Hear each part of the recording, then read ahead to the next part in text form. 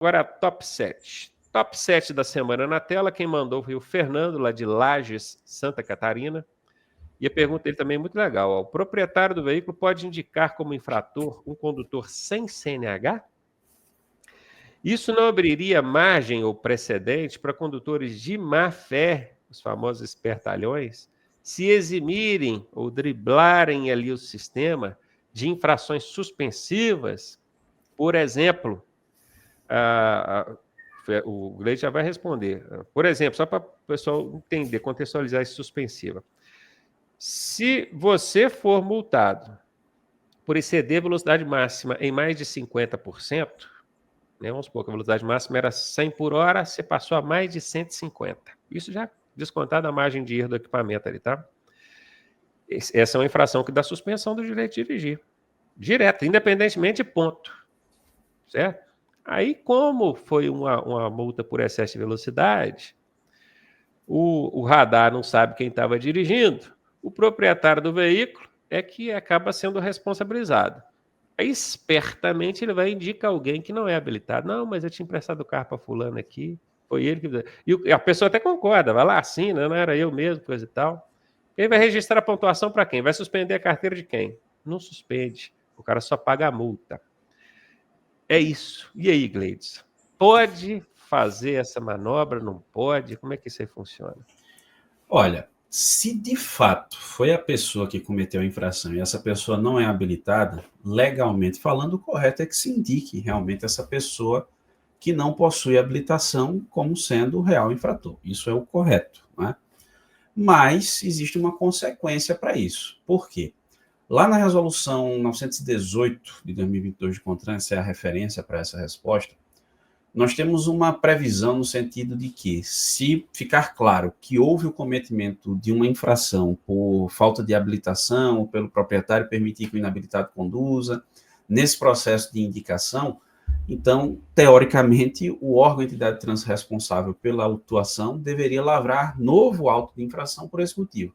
Em outras palavras, pegando o exemplo que o Ronaldo trouxe, o cara está indicando uma pessoa que não tem habilitação e que excedeu o limite de velocidade. O proprietário está dizendo, ó, foi fulano ali, ó, ele não tem habilitação, mas era ele que estava dirigindo. Quer dizer, o proprietário permitiu que essa pessoa sem habilitação conduzisse o seu veículo. E ele cometeu uma infração por excesso de velocidade. Então, o órgão de trânsito, teoricamente, deveria lavrar um novo auto de infração, o condutor dirigindo sem habilitação, e outro pelo proprietário por ter permitido que essa pessoa conduzisse sem habilitação. Aí uma outra multa de R$ 880 para o condutor, que não tem habilitação, mas aí não teria registro de pontuação nem suspensão da infração de velocidade, no exemplo de Ronaldo, e o proprietário receberia 7 pontos no prontuário, que é uma infração gravíssima, mas não dá suspensão. Então, assim, nesse caso, beleza. Agora, se o cara está indicando um condutor inabilitado para dizer, pô, vou jogar para ele, e aí não vem punição para mim. Eu realmente passei em alta velocidade aí, como no exemplo de Ronaldo, mas tem outros casos de alcoolemia. Alcoolemia não vai ter abordagem, mas falta de capacete, né, que poderia ser constatado sem abordagem, ultrapassagem forçada, que são algumas infrações que o agente pode constatar sem abordagem que geram suspensão, de, pô, vou jogar nesse cara que não tem carteira, que aí não vai ser suspensa a carteira de ninguém. Bom, além da possibilidade de infração nesse caso, se, de algum modo, o órgão entidade de trânsito conseguir identificar que é uma manobra para atribuir responsabilidade a uma pessoa que não tem relação alguma com o ocorrido, então vai caracterizar um crime de falsidade ideológica. Há vários sextões atrás, nós até trouxemos a repercussão de um caso real que ocorreu, se não me engano, no Rio Grande do Sul, de uma pessoa que fez isso, indicou outra como sendo o filho, me parece que indicou a mãe como sendo a real infratora, sendo que ele mesmo cometeu a infração. O cara estava dando grau na moto. Foi, alguma coisa assim. Falou que foi a mãe dele. Falou que foi a mãe, alguma coisa assim. Indicou a mãe, né, como infratora. A mãe era habilitada, mas parece que a carteira dele era provisória, alguma coisa assim.